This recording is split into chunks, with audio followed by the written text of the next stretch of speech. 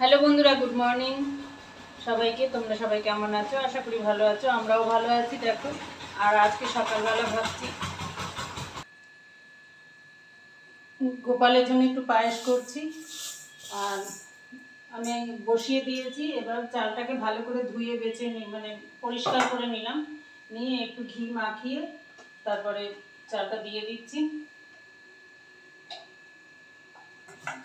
ভালো করে ঘি মাখিয়ে নিচ্ছি। আমরা যখন পায়েস করি তখন পায়েসের চালে এইভাবে ঘি মাখিয়ে নিয়ে তারপরে দিই।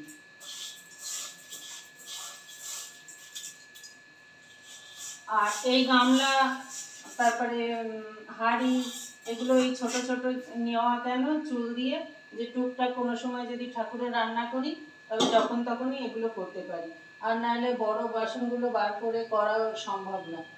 তো এখন আমি আপাতত বসিয়ে দিলাম, এবার ফুটতে থাকুক। এটা তো হতে টাইমই লাগবে, ততক্ষণ বাকি কাজগুলো আমি করে নিই।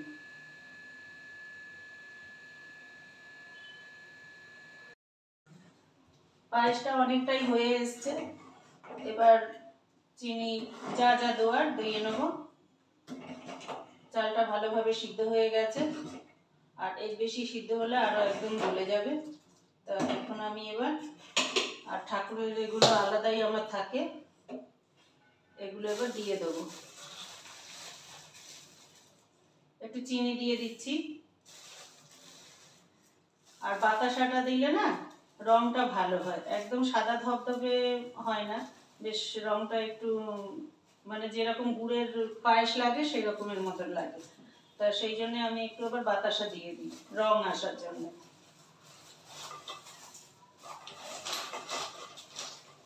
কটা বাতাসাও দিয়ে দিলাম, বেশি দেবো না, অল্প তো, ওই জন্য মিষ্টি অনেক বেশি হয়ে যাবে। আর মিষ্টির গুঁড়োগুলো রয়েছে সেগুলো একটু ঠাকুরের আমি ভোগে দিই মিষ্টিগুলো, তা যেই গুঁড়োগুলো রয়েছে সেগুলো দিয়ে দেবো।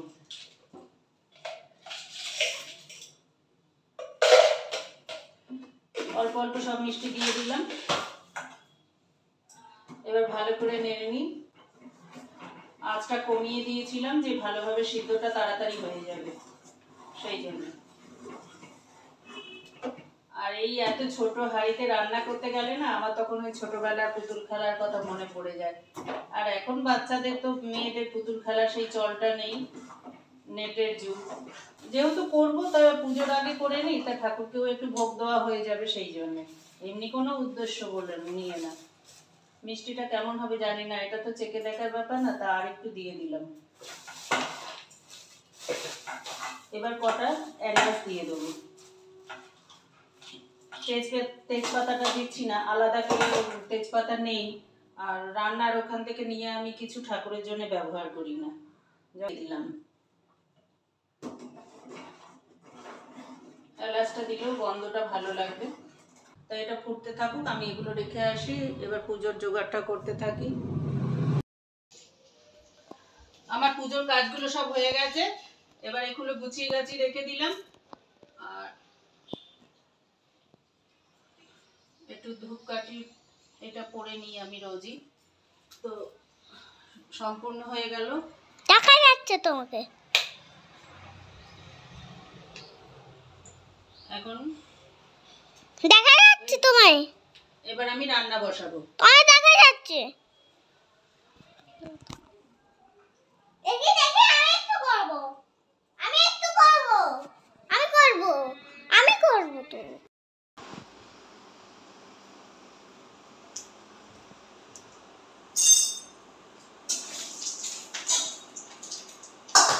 কিছু বলো আপাতত।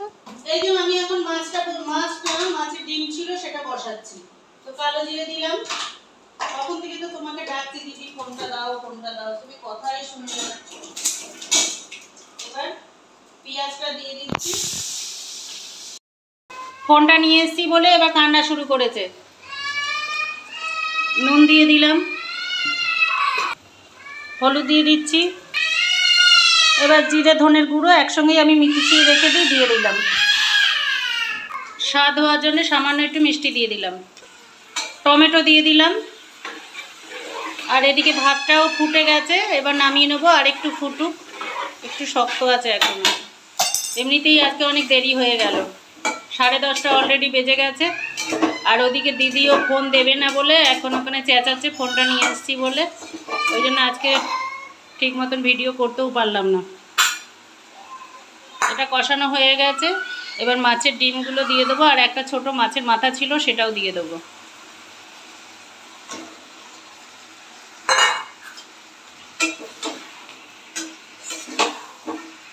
আর দিদির জন্য একটা মাছের পেটি ছিল সেটা রেখেছিলাম, ওটাও দিয়ে দিলাম। একটু 2 মিনিট মতন কষিয়ে এবার জল দিয়ে দেবো। এবার জল দিয়ে দিলাম, ফুটুক। এবার আমিও রেডি হয়ে নিই ততক্ষণ। এখন এটাই খাও, তোমার আর ভাত খেতে হবে না। তাড়াতাড়ি তাড়াতাড়ি এবার ফ্রিজে রেখে আসো। না, আমি দোকানে গিয়ে খাবো। আমি এখন রাখবো না ফ্রিজে, আমি গিয়ে দোকানে খাবো। আমি ফ্রিজে রাখবো না।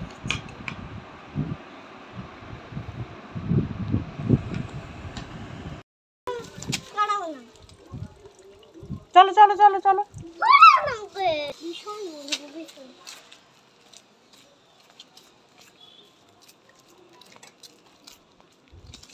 তাড়াতাড়ি এসো তাড়াতাড়ি এসো, দেরি হয়ে যাচ্ছে।